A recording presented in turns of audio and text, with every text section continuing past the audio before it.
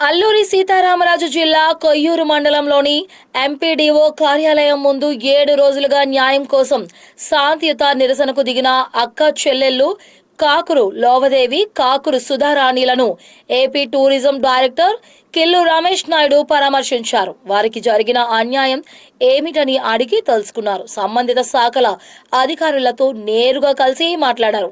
వారికి న్యాయం జరిగేలా చూస్తానని హామీ ఇచ్చారు. ఆయనతో పాటు మాజీ టీడీపీ ఎంపీపీ గొలిసింగి సత్యనారాయణ, టీడీపీ నాయకులు కొర్రు రామూర్తి, పొట్టుకూరి సన్యాసరావు తదితరులు పాల్గొన్నారు. అందరికీ నమస్కారం. కాకురి సుధారాణి సుధాదేవి సుమారు ఒక 9 సంవత్సరాల నుంచి ఇక్కడ కొయ్యూరు మండలంలోని ఫీల్డ్ అసిస్టెంట్గా పనిచేస్తున్నారు. ఈవిడ పని దినాలు తక్కువ ఉన్నాయని చెప్పేసి ఉద్యోగం నుంచి తొలగించడం జరిగింది. అసలు ఆ పని దినాలు ఎందుకు తక్కువ వచ్చిందని ఎంక్వైరీ చేయగా ఈ అమ్మాయికి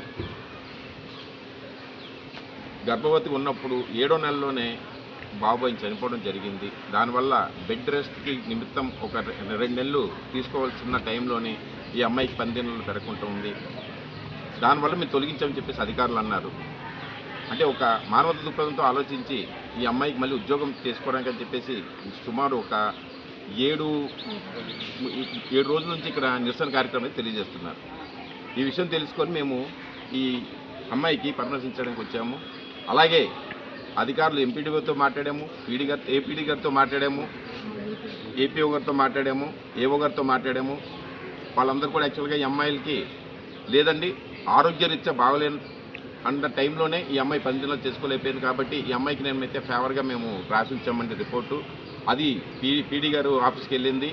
పీడీ గారు ఆఫీస్ నుంచి కమిషనరేట్కి వెళ్తుందని చెప్పేసి అన్నారు. ఖచ్చితంగా మేము కూడా ఏదైతే ఇక్కడ అధికారులను కలిసామో అలాగే అక్కడ పీడీ గారిని, మళ్ళీ కలెక్టర్ గారిని, అలాగే మళ్ళీ జిల్లా అధికారులకు, మళ్ళీ మా మినిస్టర్ గారికి వీళ్ళందరినీ కలిసి ఈ అమ్మాయికి న్యాయం చేయిస్తానని చెప్పేసి ఖచ్చితంగా మేము చెప్తున్నామండి. ఎందుకంటే కూటమి ప్రభుత్వం ఎవరికి కూడా న్యాయమే చేస్తారు కానీ ఈ అన్యాయం అయితే చేయరు. వీళ్ళు చిన్నప్పటి నుండి కూడా తండ్రి గారితో సహా టీడీపీ పార్టీలో ఉండి వాళ్ళ అక్కగారు కూడా మొన్న 500 సభ్యత్వాలు చేయడం జరిగింది. కాబట్టి ఇలాంటి వాళ్ళకి మాత్రం ఎట్టి పరిస్థితులు అన్యాయం జరగకుండా మేము పై అధికారుల దృష్టికి తీసుకెళ్ళి ఖచ్చితంగా ఈ అమ్మాయికి సుధారాణి అమ్మాయికి జాబ్ వచ్చేటట్టు ఖచ్చితంగా చేస్తామని తెలియజేస్తూ ఈ అవకాశం ఇచ్చినటువంటి అందరికీ నమస్కారం తెలిసి అర్థిస్తున్నాను.